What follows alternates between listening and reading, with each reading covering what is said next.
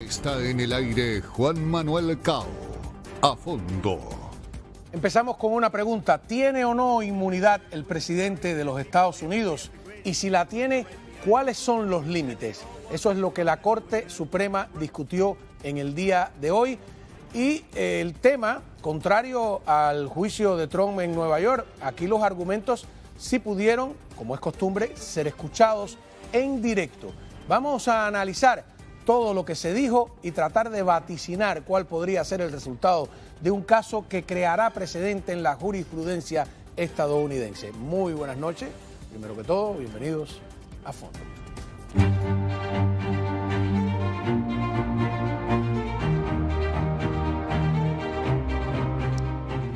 Nos acompaña el doctor Nelson Rodríguez Varela, abogado que también fue fiscal, por lo tanto conoce ambos lados del sistema judicial. ¿Cómo está usted, doctor? Muy bien, muchas gracias. ¿Pudo escuchar la discusión hoy? ¿Un resumen? Escuché parte, pero hemos visto bastantes resúmenes que han sido reportados con la propia voz de los jueces y algunas de las preguntas, los comentarios y argumentos de los abogados.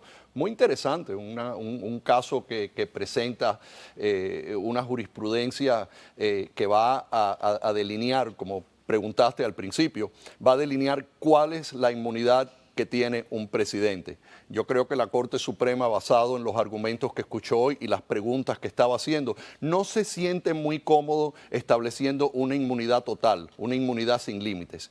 Mi lectura es que la Corte va a tratar de buscar un término medio, pero para poder hacerlo, primero lo que hace es que critica hasta cierto punto la decisión de la Corte Inferior de simplemente establecer que el presidente o cualquier presidente, en este caso el presidente Trump, no tiene inmunidad presidencial simplemente porque ya no es presidente.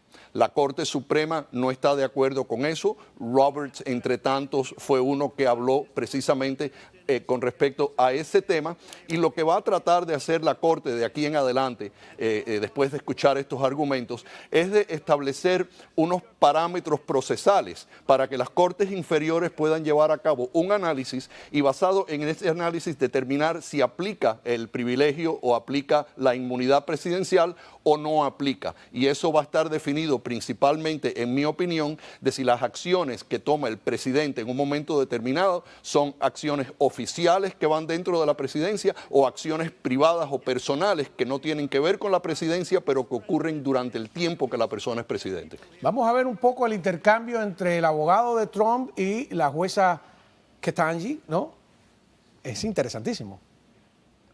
Your Honor, as this court said very persuasively in Fitzgerald, the allegation that this particular act would be done for an unlawful purpose or was unlawful could be made in every case. And therefore, if that were the doctrine, that the allegation of improper purpose is what deprives the objective acts of their immunity, then the immunity would have no purchase. If the potential for criminal liability is taken off the table, wouldn't there be a significant risk that future presidents would be emboldened to commit crimes with abandon while they're in office? But once we say, no criminal liability, Mr. President, you can do whatever you want, I'm worried that we would have a worse problem than the problem of the president feeling constrained to follow the law while he's in office. I respectfully disagree with that because the regime you've described is the regime we've operated under for 234 years. A ver, está interesante, dice, hemos vivido 234 años hasta hoy con ese sistema.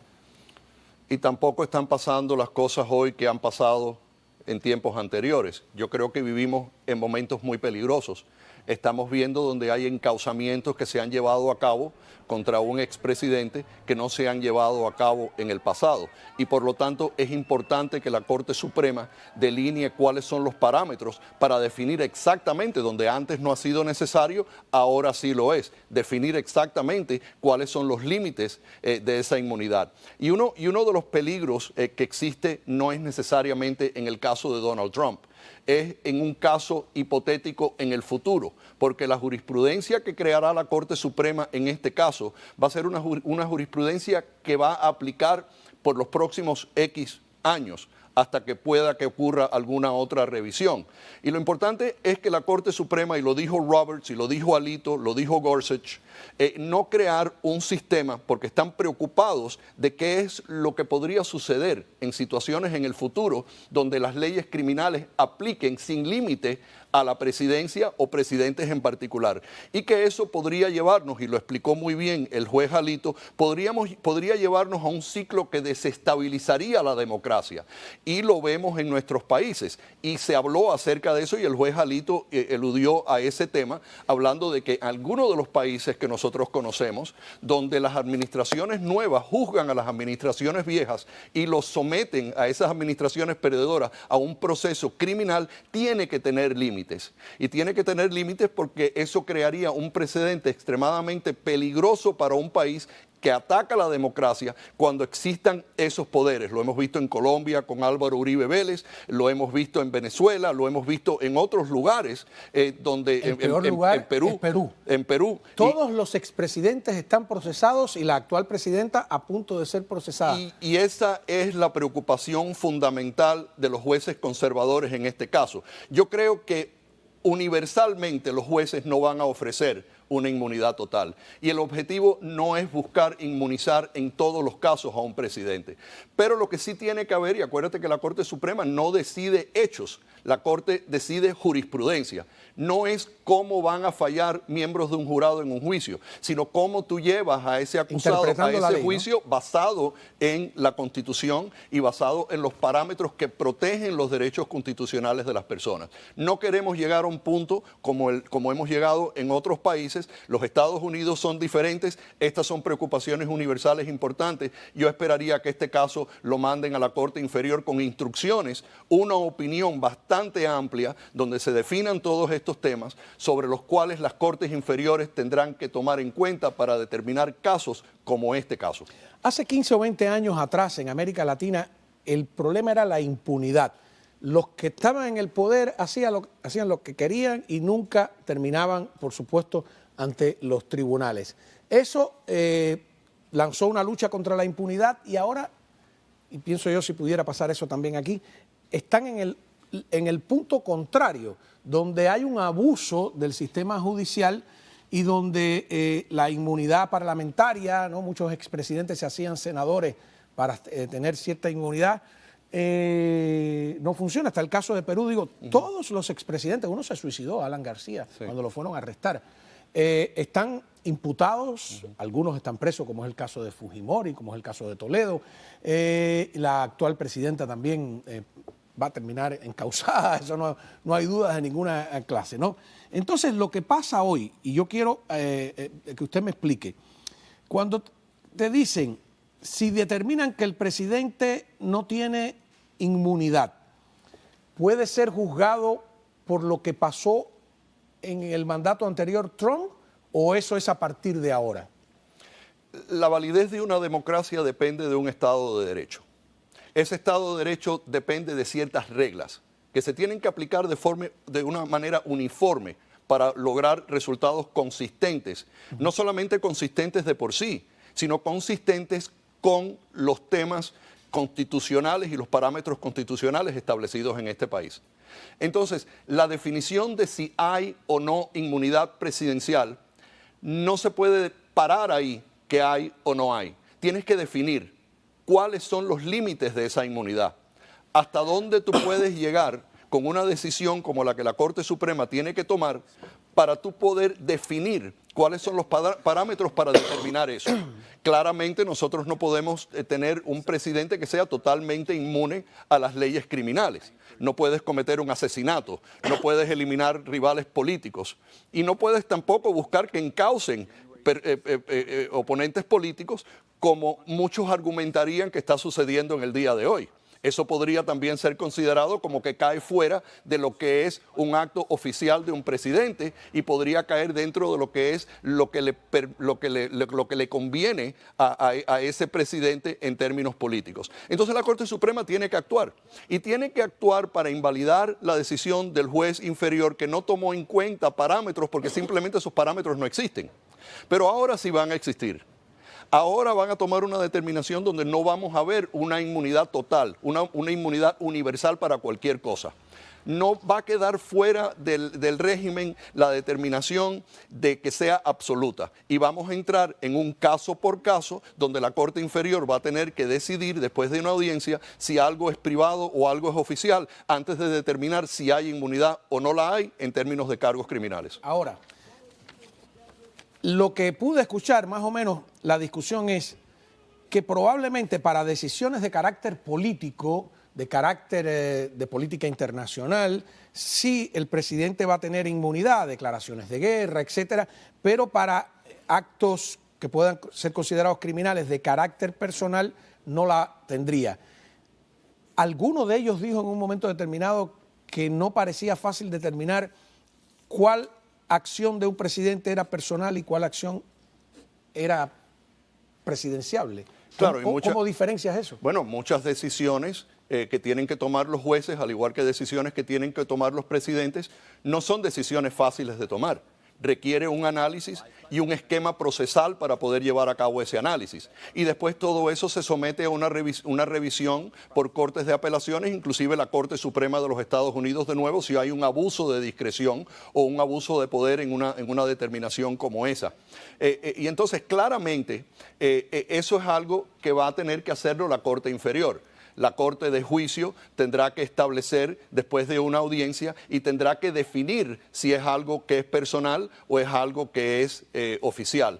Esa decisión va a ser una decisión difícil porque muchas veces hay una confluencia entre ambas partes. Podría ser considerado de cierta forma. La presidencia requiere decisiones extremadamente difíciles de tomar y hay un margen de error enorme en tomar esas decisiones. Cuando mandas a ejecutar a una persona que es un terrorista, cuando declaras guerra, cuando creas circunstancias internacionales o nacionales donde puede existir una responsabilidad legal sobre lo que ocurra. Ahora mismo, eso es algo que va a tenerse que llevar a cabo. Los manifestantes que están en las universidades, que después vamos a hablar de eso, están diciendo que la ayuda que le da el presidente Biden a Israel es criminal. Si no tiene inmunidad, mañana podrían llevarlo a los tribunales por ese tema. Vamos a regresar con esta discusión que es tan interesante y también qué pasó hoy en el juicio de Nueva York. ¿Qué hizo y qué dijo Trump? Que es noticia siempre. Muy bien, lo que pasó hoy fue que la Corte Suprema de Justicia de los Estados Unidos discutió y escuchó argumentos. No es que hoy se iba a tomar una decisión, la decisión puede demorar. Pero, doctor, la pregunta es, ¿la decisión que se tome afectará los casos de los que está acusado Trump de alguna manera? Porque para eso es que llegó a la Corte Suprema, ¿no? Absolutamente. Y entonces esta decisión se va a demorar X tiempo. Y lo que pienso y mi lectura es que una vez que determinen cuál es el esquema para tomar estas decisiones en las Cortes inferiores, el caso va a ser devuelto a la Corte de Juicio. La Corte de Juicio tendrá entonces que actuar conforme a esa decisión de la Corte Suprema. Eso se podría tomar tiempo también porque habría más litigación. Esa demora causaría que este juicio no pueda proceder antes de noviembre. La Corte podría determinar que mientras eres presidente tienes inmunidad, pero una vez que no lo eres, la pierdes. No lo puedes encausar mientras es presidente, pero después que no sea presidente lo puedes encausar solamente conforme al análisis que la Corte Suprema determine en este caso. Entonces, lo que se está creando ahora es el esquema para decidir si tienes inmunidad o no la tienes. O sea, que podrían determinar una vez, todo lo que hagas después de que saliste de la presidencia ya no tiene inmunidad. Bueno, obviamente eres una persona común, pero si el análisis es que cometiste crímenes mientras eras presidente, esa determinación no se puede hacer a grosso modo simplemente porque ya no eres presidente. Ahora, con esta decisión, habrá un esquema para tomar decisiones en las Cortes inferiores donde se toma en cuenta cuál es la naturaleza de la acción y si eso cae dentro de los parámetros decididos por esta Corte. Sí. Antes de ver lo que dijo Trump en Nueva York sobre lo que estaba ocurriendo en Washington, escuché un argumento interesante. Ahora ya no recuerdo quién fue el que dijo en la discusión. Si el presidente tiene derecho a perdonarse, ¿qué estamos discutiendo? ¿Ya eso implica que sí tiene inmunidad? Bueno, él tiene el poder de perdonar y podría hacerlo en este caso si es que llega a ese momento. habría que ver exactamente qué es lo que sucede ahora con la aplicación de este dictamen y de qué manera eso se desarrollaría en un futuro en potencia, que es lo que realmente no sabemos. Ahora tenemos que esperar a ver lo que la Corte Suprema hace. Más allá tendremos que esperar a ver cómo las Cortes inferiores ejecutan ese mandato de la Corte Suprema. Y de ahí en adelante ver cuáles son las causas que podrían quedar anuladas y cuáles son las causas que podrían proceder y hasta qué punto entonces el presidente ejecutaría su derecho a perdonarse más adelante si es que sale electo después de las elecciones de noviembre. Claro, yo sospecho que va a ser entonces un documento no muy corto, ¿no? Eso va a ser un documento extremadamente largo, van a delinear paso por paso cada punto, van a tomar en consideraciones todos los argumentos, establecer razones por las cuales están de acuerdo o están en contra, ejecutar un dictamen final donde habrán tal vez jueces que estén de acuerdo, jueces que no estén de acuerdo, la mayoría decide. Trump se quejó de que no pudo estar en Washington para un día que él considera muy importante, como este de la discusión en la Corte Suprema sobre la inmunidad presidencial, y desde Nueva York habló.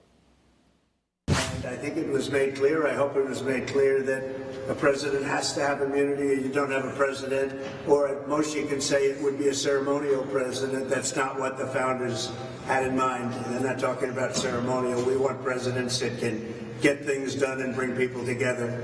So I heard the meeting was quite amazing, and the justices were on their game. So let's see how that all turns out. But again, I say presidential immunity, very powerful. Presidential immunity is imperative, or you practically won't have a country anymore. Thank you very much. Thank you. ¿Está de acuerdo con esa idea de que no tendría país sin inmunidad? Claro, y hablamos anteriormente acerca de eso. Si tú tienes un sistema bajo el cual una administración que entra habiendo ganado una elección puede juzgar a la administración que perdió con cargos criminales sin que haya un esquema procesal, existe entonces una gran posibilidad de abuso. Y si existe esa posibilidad de abuso, entonces un presidente no sería efectivo siendo presidente, se necesita un grado de inmunidad. Lo que queda por definirse es cuáles van a ser los límites de ese privilegio. Hay muchos republicanos que piensan que se está usando el sistema judicial. No, es una percepción. Eso es una percepción y mira, tienes ahora, por ejemplo, el caso de Arizona. El caso de Arizona es un caso más donde tienes un fiscal demócrata que prometió una investigación con respecto al tema de los electores y resulta que predeciblemente hay ahora una acusación formal en contra de los abogados y los propuestos electores en la Corte Criminal que salió ayer. Pero no contra Trump. No contra Trump, y eso es un punto interesante también, porque eso me dice a mí, cuando lo comparas, por ejemplo, con el caso de Georgia, que por lo menos en potencia se reconoce en Arizona que Trump tiene derecho a confiar en la consejería de sus abogados. Acuérdate que es dos de los abogados, Eastman y Chesebro, los que determinan exactamente cuáles son los pasos legales a seguir para establecer ese nuevo grupo de electores, y la idea era que si ellos prevalecían en la Corte, ese grupo de electores entonces podría presentarse con sus votos a favor de Trump, y todo eso, lo importante es que es un esquema determinado por los abogados. El presidente ha contratado a esos abogados, lo que esos abogados están haciendo, lo están haciendo ellos y son los que conocen la ley. Siempre existe ese derecho de que tú puedas confiar y hay una línea muy fina en términos de si tú eres un co-conspirador con esos abogados o simplemente tú eres un cliente que permite que los abogados desarrollen las teorías legales. Pero yo había oído toda la vida de, oye, ten cuidado, que aunque el abogado te haya dicho, eso no sirve de defensa, el culpable eres tú. Cuando tú firmas la declaración de impuestos, no puedes decir que fue el contador, tú eres el que la firmaste. El problema es que la conspiración federal bajo el Código 1813 es algo muy amplio. ¿Es lo mismo que han usado en Arizona? Claro, bueno, claro, la conspiración esa permite que tú abarques mucha conducta. Ahora, si esa conducta es una conducta delictiva de por sí, que se había hecho, ¿no? Bueno, la conspiración siempre ha existido. El RICO no necesariamente ha existido en este entorno, pero al punto que iba es que la conspiración es demasiado amplia y hay que tomar en cuenta si esas acciones son delictivas por parte del cliente o si el cliente simplemente está siguiendo la consejería de los abogados. ¿Puedes argumentar eso? Fue mi abogado. Obviamente que lo puedes hacer. Obviamente que lo puedes hacer. Tendrías una pelea tremenda, porque el abogado sabe cómo defenderse, ¿no? es que tú tienes que confiar en el abogado, sino ¿para qué lo contratas? De otra manera te presentas tú en la Pero corte con el y te defiendes contador y tú. la declaración de impuestos, tengo entendido que no puedes argumentar eso. Bueno, pero existen parámetros, ¿Sí? porque hay acciones que los contadores toman y eso tiene que ser analizado caso por caso. Porque tú tienes en una conspiración que demostrar que una persona tomó acciones para avanzar los intereses de esa conspiración, que puede ser evasión de impuestos, puede ser caso de droga, puede ser fraude. Tú tienes como fiscal siempre la obligación de poder demostrar que las acciones del acusado son acciones que se tomaron en sí voluntariamente y con la intención de llevar a cabo los objetivos de la conspiración. Y ese es el reto que siempre tienen los fiscales en estos casos. En los casos del presidente Trump, con respecto a las acciones de los abogados, el reto de la fiscalía va a ser demostrar que el presidente conspiró con esos abogados para cometer esos crímenes, que claramente habría que demostrar que fueron crímenes, y eso también queda en duda en muchos de los casos, o si fue simplemente una persona que participó en violar la ley. Usted que fue fiscal, si hubiese llegado el caso de Nueva York, el de Stormy Daniels, usted tiene que evaluar, tengo un caso fuerte, tengo un caso débil, voy contra él.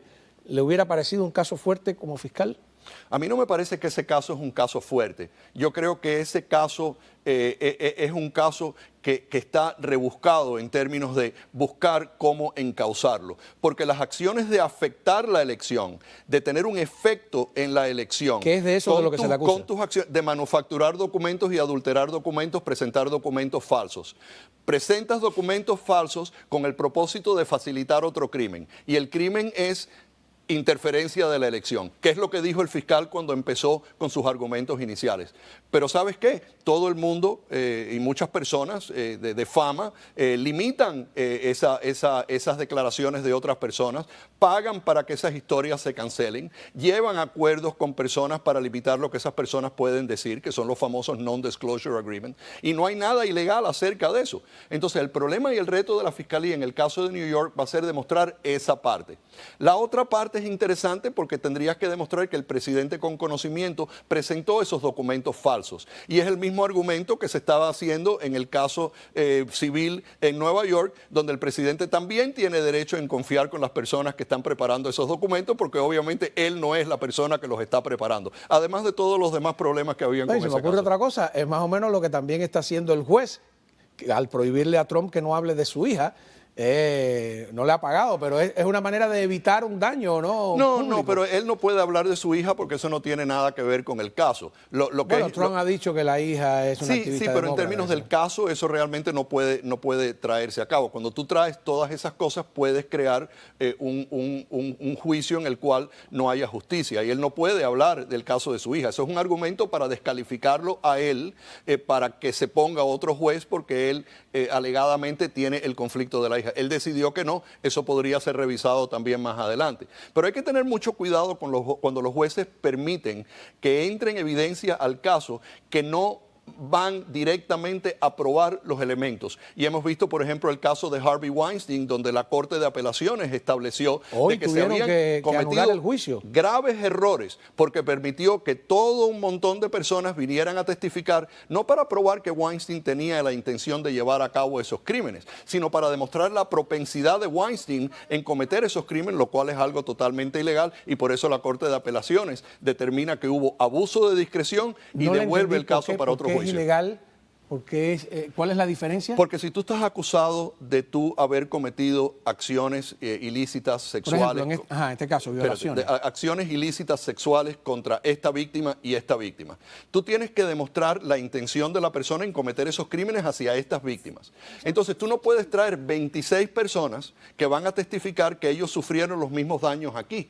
Puedes hacerlo de forma limitada, pero no se puede convertir el punto en el caso donde los miembros del jurado te encuentran culpable de estos crímenes basado en todo lo que percibe que fueron acciones malas de tu parte con otras personas en acusaciones que no están presentadas en tu juicio. Existe el peligro de que te encuentren culpable por esos problemas y no porque hay evidencia directa de que tú hiciste esto contra las personas. Tienes que concentrarte en los cargos que están frente al jurado, como juez, tú tienes que administrar esa evidencia. Y tú no puedes permitir que se celebre un juicio injusto contra una persona porque tú permitas que esa evidencia entre cuando no tiene nada que ver con las alegaciones que el jurado tiene que decidir. Entonces, ¿Weinstein fue para la calle hoy ya? No creo que fue para la calle, creo que todavía está detenido, pero han ordenado un nuevo juicio y han anulado la declaración de culpabilidad del jurado en el caso de New York. ¿Y esperaría el juicio entonces preso de todas maneras? Bueno, yo no sé cuáles van a ser las circunstancias. Si no tiene otras razones para mantenerlo, deberían de volver a establecer las condiciones, si tenía condiciones de fianza anteriormente. No sé cuáles serían los impedimentos, pero eso tendría que revisarse de nuevo a ver si tiene derecho a fianza. Y por último, porque había esa discusión en la sala de redacción, pero no se te puede juzgar dos veces por el mismo delito. Y yo pienso, bueno, si es a favor del acusado, sí, ¿no? Tú no puedes juzgar a una persona por el mismo delito, pero tampoco puedes juzgar a una persona por un delito donde la evidencia es insuficiente para demostrar que ese delito ocurrió, trayendo evidencia extraña a ese caso para tú demostrar una propensidad y por lo tanto demuestras propensidad y te encuentran culpable de estos casos. Tú tienes que llevar a cabo un juicio contra un acusado basado en las pruebas específicas de que cometió ese crimen y no que haya cometido otros crímenes que no tienen algo que ver con las acusaciones. En Cuba tenían un concepto muy no simpático para el que lo sufrió, que se llamaban la convicción. O sea, yo no tengo pruebas de que cometiste el delito, pero tenemos la convicción de que lo cometiste. Y entonces ibas preso igual. Es complicado llevar a cabo un juicio criminal contra un individuo alegando conducta de hace 25 años. Y entonces casi siempre cuando eso sucede hay una ausencia de pruebas directas y también hay una ausencia en la capacidad de la defensa de poderte defender de estos cargos. Sí, pues todo eso. Pero entonces la fiscalía lo que utilizó en el caso de Weinstein es: yo sé que tengo deficiencia aquí con pruebas de estos cargos específicamente, pero yo voy a traer para demostrar que esto ocurrió el hecho de que este señor ha hecho esto con estas otras 20 personas. Y eso es lo que la Corte de Apelaciones invalida en el caso de Weinstein. Y dice, al traer todas estas personas, lo que has hecho no es probar la intención crear de una cometer percepción. Estos crímenes, es crear la percepción de que él tiene una propensidad de cometer este tipo de crimen, que es algo ilegal y es una violación de la ley de admisibilidad con respecto a evidencias de otros crímenes o mal hechos. Muy bien, doctor. Siempre aprendiendo con usted aquí, ¿no? Más o menos es un sistema judicial complejo, ¿no? Y distinto al de nuestros países. Así que muchísimas gracias al doctor Nelson Rodríguez Varela, abogado y ex fiscal.